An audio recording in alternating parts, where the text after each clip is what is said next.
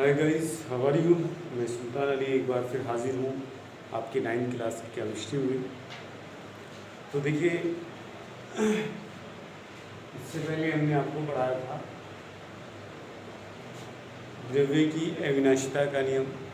उसमें बताया था कि द्रव्य को ना तो उत्पन्न किया जा सकता है और ना ही नष्ट किया जा सकता है। ठीक है भाई। और जितने द्रव क्या होता है किसी अभिक्रिया करने में भाग लेते हैं उतने ही वो क्या होते हैं उत्पादित रूप में प्राप्त होते हैं। तो ये था अविनाशिता का नियम। लेकिन अगला नियम जो है वो स्थिर अनुपात का नियम है। स्थिर अनुपात के नियम में क्या है, उसमें यह है कि भाई कोई भी पदार्थ, ठीक है भाई, कोई भी रासायनिक यौगिक, चाहे वो किसी भी विधि द्वारा प्राप्त किया गया हो या बनाया गया हो, ठीक है, उसमें क्या होता है, उसके तत्वों के द्रव्यमान में एक निश्चित अनुपात होता है। या निश्चित अनुपात में क्या होता है, तत्व एक उनके द्रव्यमान जो होता है वो निश्चित अनुपात में रहता है, ठीक है, या उपस्थित होता है उसमें, ठीक है। तो ये है क्या, द्रव्य का या स्थिर अनुपात का नियम। तो एक बार फिर बता देता हूँ कि हर एक रासायनिक यौगिक, चाहे वो किसी भी विधि द्वारा बनाया गया हो या प्राप्त किया गया हो, तो उसके अंदर जो उपस्थित तत्व होते हैं उनका द्रव्यमान कैसा होता है, एक निश्चित अनुपात में ही रहता है, चाहे वो किसी भी विधि द्वारा प्राप्त किए गए हों या बनाए गए हों। ठीक है, तो ये है आपका क्या, ये स्थिर अनुपात का नियम है। तो इसका उदाहरण लेते हैं। इसमें कुछ उदाहरण दिए हैं, जिससे कि दिया गया है क्या, जल जो है, जल एग्जाम्पल लिया है, एग्जाम्पल लिया है क्या का, जल का। अब जल जो है वो क्या है, जल का रासायनिक जो सूत्र है वो क्या है, H2O।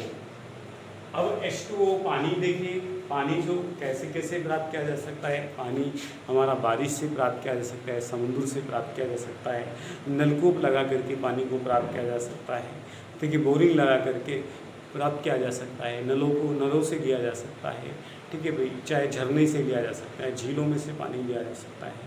लेकिन ठीक है भाई, प्रयोगशाला में हाइड्रोजन और ऑक्सीजन को मिला करके पानी को प्राप्त किया जा सकता है। लेकिन उस चाहे वो किसी भी तरीके से पानी प्राप्त किया हो, ठीक है, उस पानी के अंदर जो क्या होता है, हाइड्रोजन और ऑक्सीजन का अनुपात रहता है वो एक निश्चित अनुपात ही रहेगा।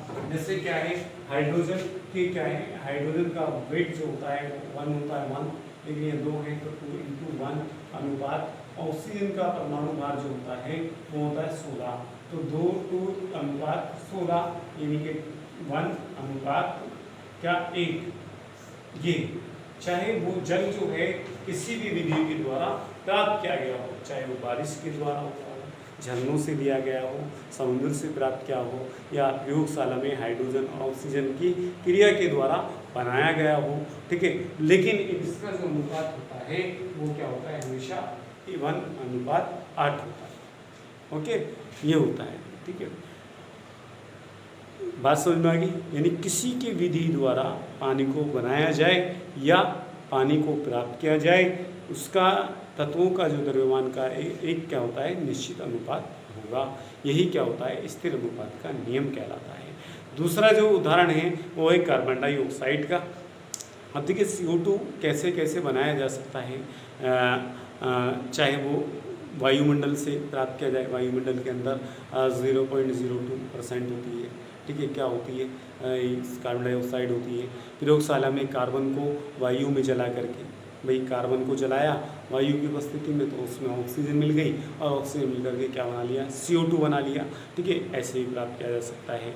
कैल्शियम कार्बोनेट को गर्म करके, CaCO3 को कल हमने करा था कि वायु की उपस्थिति में गर्म किया था, इसको कैल्शियम कार्बोनेट को CaCO3, इसको गर्म करते हैं वायु में, तो क्या बनता है, CaO + CO2, ये बनता है। तो CO2 इससे भी प्राप्त की जा रही है, ठीक है। तो कई तरीके से बनाई जा सकती है। इसके अलावा क्या है, कैल्शियम कार्बोनेट को गर्म कर दिया, सोडियम कार्बोनेट से तनु हाइड्रोक्लोरिक अम्ल की क्रिया से भी बनाया जा सकता है, ठीक है। तो इन सब विधियों के द्वारा क्या होता है, कार्बन डाइऑक्साइड को क्या किया जा सकता है, प्राप्त किया जा सकता है। लेकिन इसमें क्या होगा, देखिए CO2 इसमें दो तत्व हैं, कार्बन और ऑक्सीजन।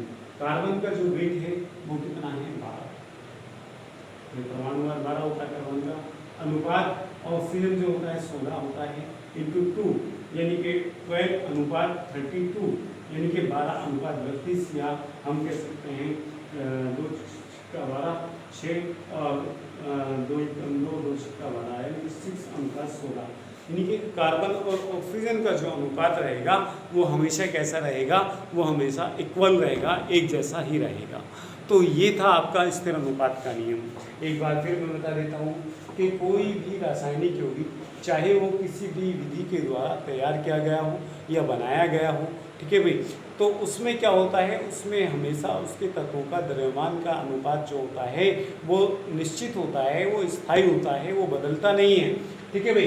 तो देखिए कैसे, जैसे कि हमने उदाहरण दिया पानी किसी भी विधि द्वारा यानी कि प्रयोगशाला के अंदर भी बनाया जा सकता है, बारिश का पानी भी लिया जा सकता है, झरनों से पानी लिया जा सकता है, समुद्र से पानी लिया जा सकता है, नल लगा करके पानी लिया जा सकता है, टोटियों से पानी लिया जा सकता है, पानी कई तरीके से बनाया जा सकता है और लिया जा सकता है। लेकिन जो पानी होगा उसके अंदर हाइड्रोजन और ऑक्सीजन का अनुपात हमेशा 1:8 रहेगा। इसी तरीके से कार्बन डाइऑक्साइड को भी कई तरीके से बनाया जा सकता है, ठीक है भाई, कार्बन को वायु में जला करके, कैल्शियम कार्बोनेट को गर्म करके, ठीक है भाई, तनु हाइड्रोक्लोरिक अम्ल से क्रिया करा के, ठीक है भाई, ये कई तरीके से कार्बन डाइऑक्साइड को बनाया जा सकता है। लेकिन कार्बन डाइऑक्साइड का जो निश्चित अनुपात रहता है वो हमेशा क्या रहेगा, 6:16 रहेगा।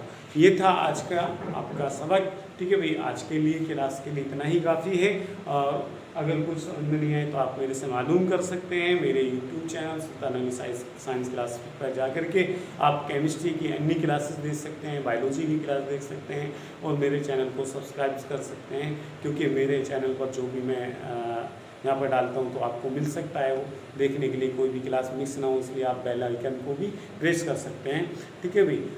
तो और अगर आपके कोई बात कुछ समझ में नहीं आया तो आप मेरे से क्वेरी कर सकते हैं। मेरा फ़ोन नंबर है, मेरा जो व्हाट्सअप नंबर है 7037749244 है, उस पर आप क्वेरी कर सकते हैं। या स्कूल के जो बच्चे हैं वे क्या कर सकते हैं, वो एप्लीकेशन जो स्कूल की है उस पर आप क्वेरी कर सकते हैं। क्वेरीज के माध्यम से मैं आपको समझा सकता हूँ, बता सकता हूँ। ओके, तो ये था आज आपका सबक। आज के लिए इतना ही काफ़ी है, फिर मिलेंगे इंशाल्लाह, तब तक के लिए खुदा हाफिज़।